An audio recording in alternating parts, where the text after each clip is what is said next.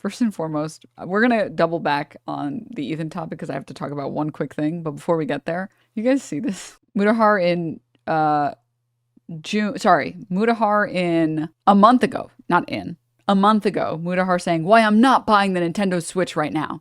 Switch 2 right now. And then a few days ago, they had plenty of these in stock. I knew you were going to get it day one, even though you said you would hold off, LOL. Honestly, I took a chance at a midnight launch near me. I kind of hope there's a day one exploit somewhere for these. Bro. And I think this video is about this. He uploaded a video Hello, called guys and Sorry. Gals, me Mutahar, and let's just talk about it, ladies and gentlemen. I made a mistake. I ended up buying that Nintendo Switch 2, even though I said that I was going to hold off. I wasn't just going to go buy it outright. And there I was, going on a midnight release, and I ended up picking it, just on a walk-in. Now, of course, ladies and gentlemen, there's no way to sugarcoat or cut around this. I did, in fact, commit a hypocrisy. I made a mistake. I committed a hypocrisy. I should have not bought this product. Now, I made a few videos on the Switch 2. Well, not a few, several. And I've basically covered it. I've not been the most positive viewer of it, especially around certain things like those game key cards, and especially about their TOS, when apparently it seems like they can just brick your systems, and more specifically around the fact that maybe the system is in fact a brick when you ended up picking it up. Now, as you all know, yesterday I made a pretty big mistake. I actually made a video with the Switch 2 inside the actual frame. I actually had one on screen. I bought one. I used it to play Cyberpunk 2077 on it. Now, the reason why this was a pretty big mistake, and I do absolutely believe I should actually apologize to my audience, is I didn't practice what I preached, I said, you should vote with your wallet, and what did I do? I straight up charged my card and got the Switch 2. And for that, it's actually a pretty big apology. Like, there's no way to really say anything. There's no really any way to sugarcoat it. It's an actual mistake. You can sit and blame other people, but ultimately, I think the community kind of made it known that I would be one of those gamers that would fall into FOMO. And even though that I don't personally think that I'm the reason that video games have just gotten more expensive, ultimately, you could not make a more spineless fuck, dude. I'm standing up for something, immediately folds. Oh, but everybody else is doing it. I want to buy one too. Ultimately, the actions that I did do contribute to the fact that video games would have gotten more expensive, or at least the aspect of it would become more normalized. And ultimately, there's really no other way to, just apologize and say that I'll do better moving forward, And to be fair, the biggest sigh of relief for me is to sit over here and apologize for purchasing a video game system, right? There's a lot of things that a YouTuber can do that would be very illegal, very wrong, ethically, not even just legally, that I could sit down here and apologize for. And that is the only thing that I've really thanked God today for not doing. I could apologize for far more worse, but, realistically, it's just apologizing. Just to be clear, guys, he made a whole video apologizing about buying the Switch 2 after saying he wouldn't buy it. For purchasing the system that, I kind of made a big hullabaloo about, right? And obviously, gaming boycotts are something that, unfortunately, traditionally do not work, just because people end up buying them, and in this case, I was one of those people. Now, I do want to kind of defend myself a little bit and just kind of talk about this, because I don't want to just say that, I don't want to just say sorry. I do want to give an explanation. Obviously, that night, What's the explanation? I was coming home, bought a Switch, and one of the reasons I wanted to buy the Switch is to kind of look at that brick capability. I wanted to see if you can fire the system up, you can make a local account, you can connect without, utilize. And surely no one else was going to make a video about this. Surely you couldn't have stuck to your principles because there was definitely no one else that would have made a video about this. Just say you wanted to play Mario Kart, dude. Oh my God.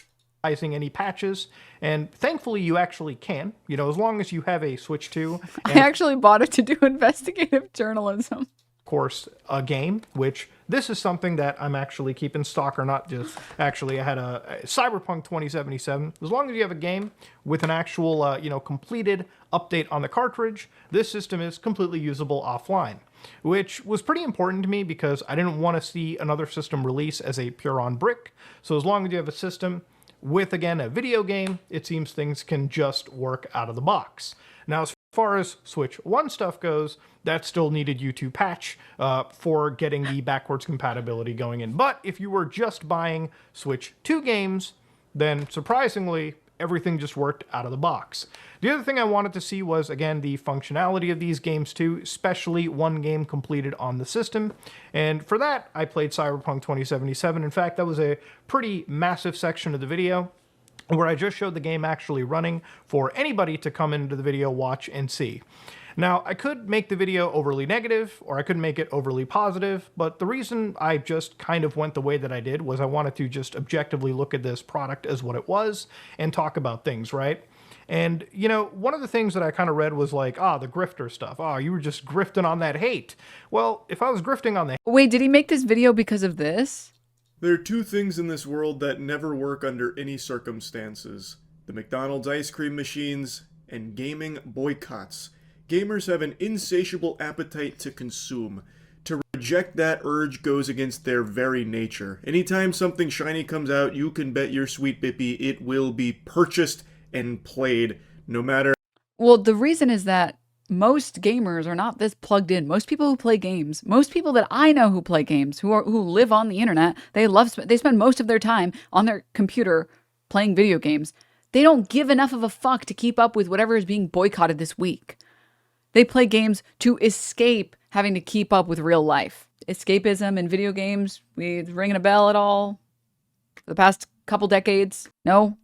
Most people who play games are already working their full-time jobs and have no energy to dedicate to whatever stupid boycott people are doing this week. They're just going to play the game if it's fun, and they're not going to play it if it's not fun. And that's it. So whenever you see all this, like, moral outrage online, like, I will not fold to the woke mind virus. Go woke, go broke. Just know nobody cares about what those people have to say. Like the Grums of the world, they have a black character in Assassin's Creed, so I'm not gonna buy it. It's like, that's nice. It's the meme where like the people are chatting and then one of them goes like, and they go back to chatting. It's like, people just want to play games that are fun, that are enjoyable to play after a full shift at work. That's it. It's very simple. How vocal people are about abstaining from it and not buying it. Like, the most notable being Modern Warfare 2, there was a big hoopla and a huge movement about boycotting Modern Warfare 2, and then if you went into, like, the Steam group from the big boycott organization, almost every single person in there was currently online on... That's hilarious, sorry. That screenshot, boycott Modern Warfare 2, everybody's playing Modern Warfare 2. Most gamers are not whiny reactionaries, correct? Launch day playing the game, and that's just kind of been the song and dance for gaming boycotts forever, really. Of course, there have been some outliers, a few exceptions where people really did vote with their wallets and voted no. That has happened. It's just not common. And right now, there was a huge push against the Nintendo Switch 2 for a lot of bad business practices, and people were talking about how they're definitely not buying it this time around, they don't want to support it. And I'm sure you can already guess chapter 2 of this story here, the climax. The Nintendo Switch 2 releases, and that shit has been gobbled up like a bowl of cereal by a ton of people that were very outspoken against the Switch 2 and talking about like they won't be purchasing it, which was all very easy to say before it was available. But now that it's here, they have jumped on that opportunity to own one enthusiastically and are playing it furiously and enjoying it too. I didn't expect the Switch 2 to flop. It was very predictable that everyone that was rallying against it was going to inevitably purchase it because this is like clockwork. It happens all the time in gaming. It was always going to be a super success. And I talked about that numerous times over my coverage. Also, there hasn't been like a Nintendo console in how long? 6, 7 years? More? 8 years. Yeah. Like, that's enough time for the people who bought the Switch 1 to be like, yeah, I'm down to buy another console. Sure. Anyways, that's funny that after, I guess, maybe being mildly flamed by people like Moist Critical, he puts out this fucking video.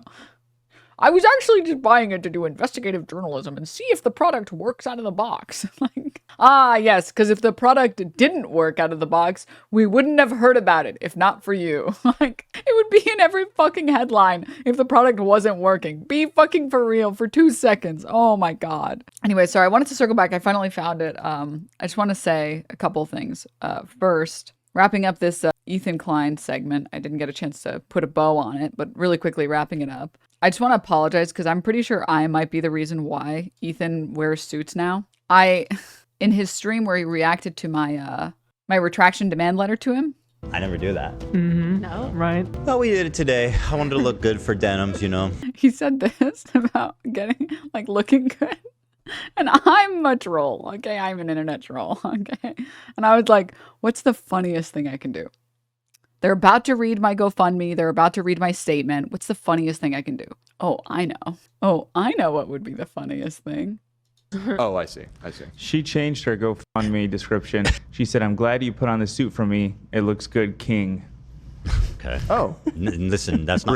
Brit? Listen, nobody's gonna... That's not gonna help you, okay? And don't flatter yourself. I started wearing suits regularly. Honestly, dude, I want to look good for Denims. Don't flatter yourself. I didn't even say that. Guy who constantly says things. I didn't even say that. This pause screen is anti-Semitic. And it's ableist. And quite frankly, it's just mean. Tsundere energy, dude, he is the biggest tsundere on the planet, man. It's fucked. It's fucked up. And I'm pretty sure that's why he's wearing suits all the time now, because he's like, well, she complimented me, which means it's working. So I should keep doing it. It's like, sure, man. Sure. Why not? Okay. Sorry, this chatter. Denims would love to see a reaction to the latest More Pegasus video. Pegasus video after? I've never heard of this person in my life before. I just looked up their channel. iDubbbz' wife can't stop humiliating him. Finally over. Twitch just got fucking destroyed. It's over. iDubbbz' wife just got exposed. Number 33. It's done. Hassan just fucked up bad. Number 32. Finally exposed. And it's... I'll just go in order. Okay. iDubbbz video, Hassan video, Hassan video, Ludwig video, Hassan, iDubbbz, Hassan, iDubbbz, Hassan, Anissa. Oh, we got something different. I think it's a Johnny Somali video. Hassan, Amaranth. The Amaranth situation is disgusting. Hassan, Jack Doherty. Hassan, Ethan. Oh, look, it's me. iDubbbz, Hassan, look, it's me.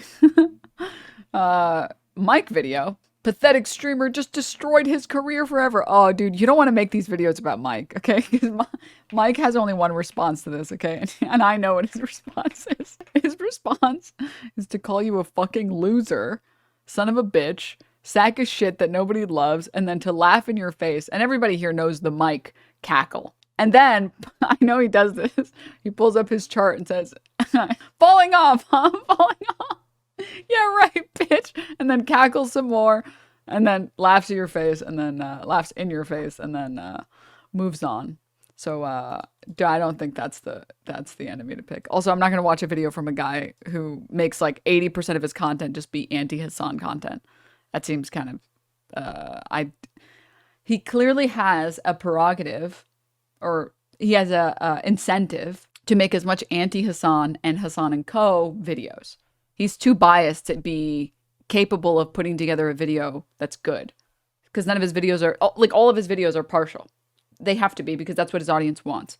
Which means inherently the content can't be good. So it's pretty simple, right? That's why I like the videos of like Bad Empanada criticizing Hassan. Because Bad Empanada's criticisms of Hassan are actually accurate.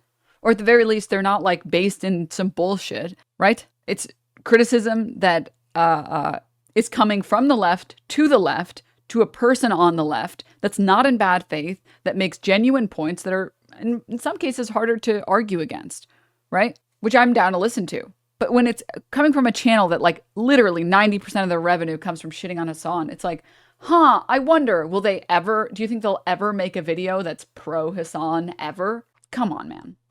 Come on. All right. Okay. What was I gonna get to? Oh, yeah. I don't know if it's worth looking at, but we can take a little peek. I don't know if I have the strength, but we can try. This video from Mutahar. Oh, let me just say really quickly on this apology video for buying a Switch 2. I just want to say, guys, I waited a long time. I feel like I had to wait way longer than everybody else did, even though I pre-ordered. But for the first time ever, I have had the financial ability to buy a console. Longtime viewers know I'm a PC gamer, or I became a PC gamer because I was too poor for most of my life to be able to buy a console. And so for the first time ever, I got a console. Woo! Yeah! Let's go. Let's go. Let's go. So I'm excited. I'm excited. My first console ever. Yeah. Why not Steam Deck? Because I can play all of the Steam games on my computer, right? But I can't play Nintendo games on the Steam Deck. And I like my computer. Like any game that I'm going to play on I like mouse and keyboard for like 90% of games, right? So is PC gaming cheap actually? I mean, yes and no. I feel like you just don't need to constantly be getting new consoles, which is nice. You just need to upgrade the parts every once in a while. And also you can just wait for like Steam sales or like Humble Bundle sales and stuff. So, and there's a lot of games that are like really cheap on the PC. So yeah, I don't know. Anywho, yeah, I'm just excited. I've never been able to get a console before. I never got to got a chance to get into most Nintendo games because I didn't have a Nintendo. I got to borrow a friend's Nintendo when I was younger, many, many moons ago. So I'm kind of excited. Please play Zelda in Fire Emblem. Yes, I'm excited. I've never played any of the Zelda games ever. And I know everyone's like, you gotta play Breath of the Wild. What's wrong with you? So I can finally maybe do it. So yeah, I'm excited. I'm hype. I'm very excited. I also am really excited to play the Fire Emblem games. Yes. So on Alt Channel, I don't know. I think I need to get like a capture card or something for that, which I might have a capture card. I'm not sure. Animal Crossing. I actually only ever played the mobile game of Animal Crossing, but I don't know. We'll see. We'll get into it. We'll see.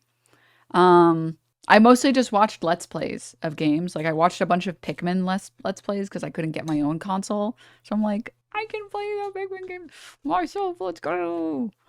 So, all right.